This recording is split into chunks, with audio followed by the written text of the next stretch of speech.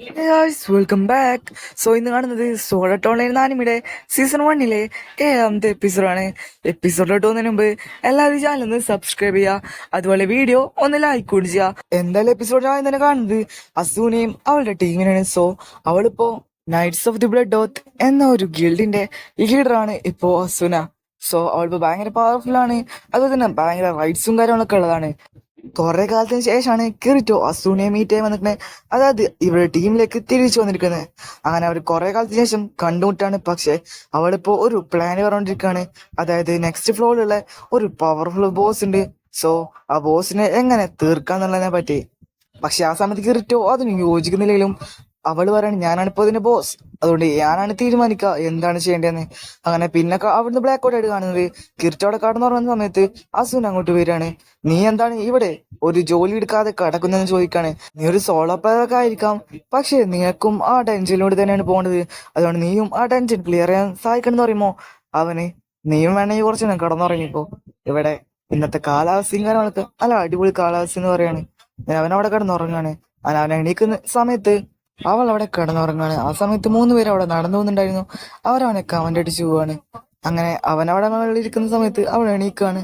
അങ്ങനെ അവളെ നോക്കുന്ന സമയത്ത് കിറിറ്റോ അവൾ നോക്കി നിൽക്കുകയാണ്. അങ്ങനെ അവൾ പെട്ടെന്ന് അവളുടെ വാളെടുക്കുന്നതും അവൻ തടയാണ്. ആ സമയത്ത് അവൾ പറയാണ്, ഓക്കെ, നീ എന്നെ എത്ര നേരം സമ്മതിച്ചുകൊണ്ട് നിനക്കൊരു ട്രീറ്റ് തരാന്ന്. അങ്ങനെ പിന്നെ കാണുന്നത് അവരെല്ലാം റെസ്റ്റോറന്റിൽ എത്തുന്നതാണ്.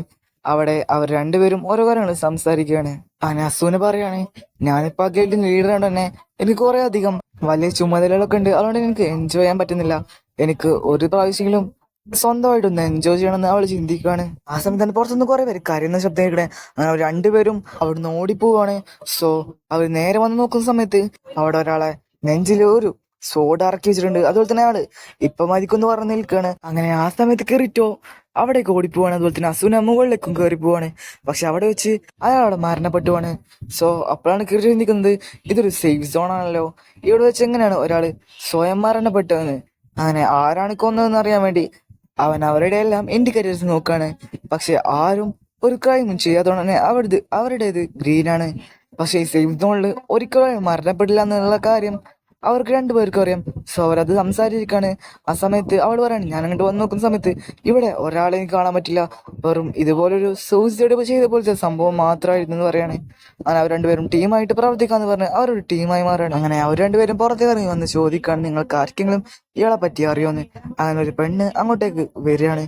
എന്റെ പേര് യോൽക്കോ, ആളെ പറ്റിയുള്ള കാര്യങ്ങൾ എനിക്കറിയാം, ഞാൻ അയാളുടെ ഫ്രണ്ടാണ്, അതുപോലെ തന്നെ അയാളുടെ ഗിൽഡ് തന്നെയാണ് ഞാനുള്ളതെന്ന് പറയാണ്. അയാളുടെ പേര് കെയ്ൻസ് ആണ്.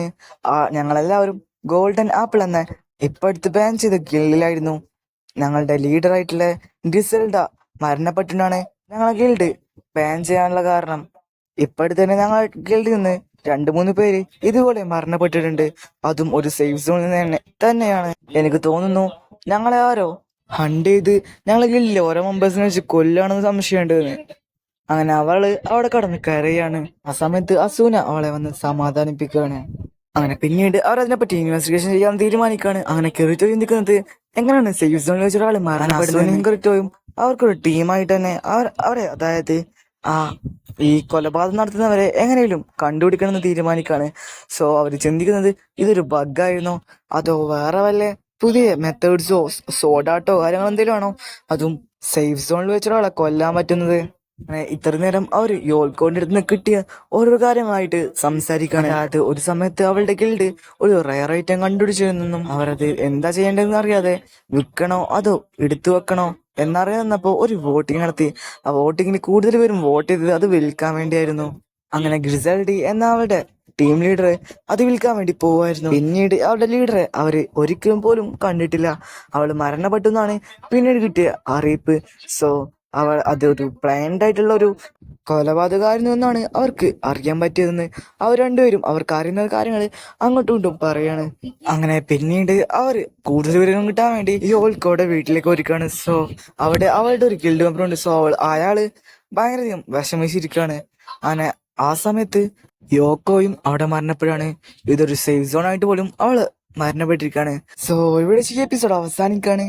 അടുത്തൊരു എപ്പിസോഡായിട്ട് വീണ്ടും കാണാം. അതുവരേക്കും ബൈ.